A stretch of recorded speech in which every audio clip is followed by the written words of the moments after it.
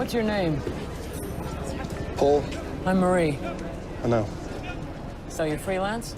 Always. Any good? The best. Where'd you get that eye patch? At Treasure Island. Can't stop thinking about it. Unless you go crazy, it's not something you get used to. War is not so terrible for governments, for they are not wounded or killed like ordinary people. Our mission is to speak the truth to power. You're prepared to sink your country into civil war. What happened? They've opened fire on journalists. If the government catches you, they'll kill you. Miss Marie Colvin was so dedicated to the truth. What made her so passionate about getting the truth out? Don't we all need the truth? I mean, I think we live in a time when the truth has never been had a higher price on it, for sure. I think Marie Colvin knew that, you know, the narrative is always up for grabs. And at a certain point, it's often governments who control the narrative, and unless you go out there and test that theory and see whether that really is the truth, and that's by going to a place of conflict and being on the ground with the people who are really suffering, which is often the civilians, you never find out what the truth is. And I think that was always her mantra, that was always her North Star, was you couldn't write about war from another city. You could never write about a war from safety. You had to go there. You had to see what was really happening. What was the process like for you to become the role of Paul Conroy? Yeah, I mean, I was relatively transformative, even, you know, accent-wise. I'm from a very different part of the world to Paul, and, you know, he has a very different skill set to me, I think, and had to sort of, you know, get to grips with photography. And I'm into photography, but more film photography, and he's a digital man, and, you know, little aspects like that which are really, you know, maybe don't seem like much on screen, but I think it feels very important to get those right, you know. Obviously accent. And, you know, to try to get into the head of someone who's willing to go to these places and literally risk everything to tell us the truth. And that's a form of journalism that is dwindling a little bit now in this day and age, and with the way we receive news and what we perceive to be the truth. So, you know, it felt like a timely and important role and to take on and movie to be a part of. Did you get a chance to talk to the real character? Yeah, he was with us every day of the shoot. I was very, very lucky. He came out as a sort of advisory position. I think he was meant to stay for a week or two, and he stayed for, you know, the two and a half months. So yeah, it was amazing. It was totally invaluable for me to have the guy I'm portraying on set at all times, you know. So we became very close very quickly. He's a dear friend of mine now, and I love him very much. And it's been incredible to go on this journey with him, you know, and have him by our side the whole time. For Rosamund, I think, you know. So yeah, it was amazing. What was the one memory that he shared with you that he still talks about Marie to this day? Well, you know, I think the most sort of heartbreaking element is that when they were leaving Homs and they decided that Marie sort of stated that she wanted to go back. Paul says that, you know, he's in all the time they spent together, he never questioned her decision making, but that was the one day he did feel like that was the wrong thing to do, and that they, you know, he had a bad feeling in his stomach that it wasn't the right idea to go back in. So, you know, with everything that happened as a result of going back in, it's yeah, I'm sure that weighs on him quite heavily, you know. Congratulations to this amazing story. Can you tell us what inspired you to write the screenplay? It began 5 years ago with an incredible article on Marie's life in Vanity Fair, and it chronicled somebody who was full of conviction, full of passion, committed to the truth. Today, in a time where journalism is under attack, it's a timely story, more important now than ever, and it was something that I had to write, and it's now, you know, I'm delighted to see where we are today. Did you get a chance to meet Marie before she passed away?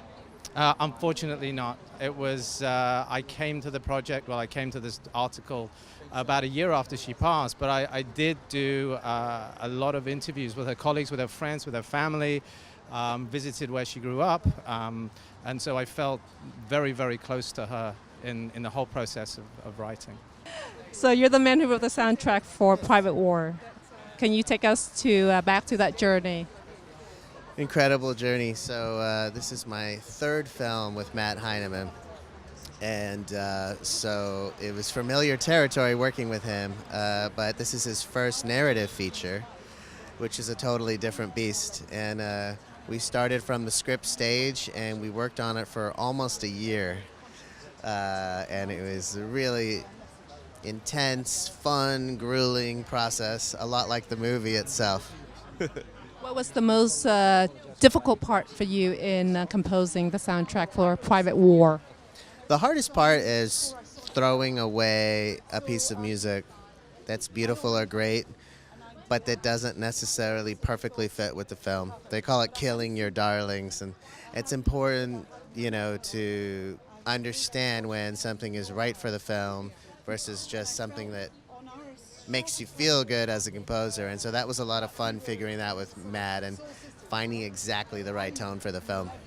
Thank you so much for sharing, coming out here and sharing your thought. We'd love to know and to hear what's your thought on war correspondent, especially female journalists like Marie Colvin, who gave everything she had, lived a fearless life, and wanted to deliver the truth and share with the world what's going on out there. In a time in the world when we're so used to quick and easy sound bites that come and go in a moment, we forget that it takes incredibly brave, courageous, fearless individuals to go into war-torn zones, to tell stories, to tell the truth sometimes, to reveal what's happening that's hidden from us. We don't always realize the cost. And Marie knew over so many years of her job that she was risking her life, but she was compelled to do what she did, no matter what. And as this film will reveal to those that come and see it, Marie actually ran back into the building when she probably could have avoided doing that. And maybe she would have still been here today. And I think that is one of the kind of more ironic things, that in a moment you could go from being alive and healthy and here on the planet to not being here anymore. And obviously for Marie's family and friends, this is an extreme personal loss. But it's a story that must be told, and that the fact that 26 war correspondents so far this year have been killed in their line of doing their job is something that people need to know. The world needs to know. And they also need to know that since Marie Colvin's death, the war in Syria continues. Civilians, her job was really to say civilians are being killed. Civilians continue to be turned into desperate refugees. We have a huge refugees crisis, bigger than at any time in history.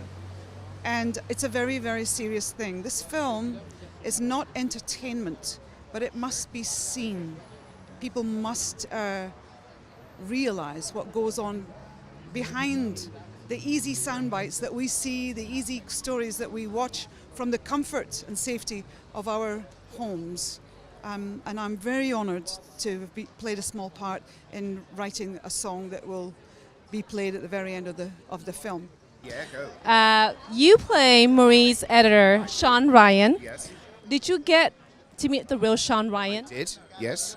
Yep, I met the real Sean Ryan, and I also knew the real Marie Colvin, who was a friend. So I was very happy to be asked to be in the film, and I had a personal connection which made it more serious than jobs are sometimes. So when you actually sat down and talked to the real Sean Ryan, what did you learn from him? Well, I learned that Marie always filed her copy late, which which you don't get in the film, because the film is not about that. But and I got that he was still very traumatized by what happened to her as her editor, and that he was clearly his relationship with her with her, was complex. They were in a sort of tug of war with each other all the time. It was a, love-hate thing they had, but definitely, but there was definitely love in it. And so I was very keen to, some of her friends had, I think, unjustly cast him as a sort of villain in her life, because she always complained about, like people complain about their boss. Everyone. Well, no, everyone complains about their boss. Yeah. No, that was absolutely not a gender-specific comment. No, everyone complains about their boss, so Marie complained about her boss. But actually they were, involved in this. She needed it. She needed to do what she did. She hated what she did. She wanted to stop. She couldn't stop. She loved it. And it was destroying her. So it's a complicated thing. So he knew that, but he also knew that she was brilliant, and he was ambitious, and he knew. So there was lots to get. Lots of nuance to get my teeth into in playing him, and most of all, I just did not want him to be the nasty bullying boss, because I don't think he was. I don't believe he was. If you lose your conviction, what hope do the rest of us have? Maybe I would have liked a more normal life. Maybe I just don't know how.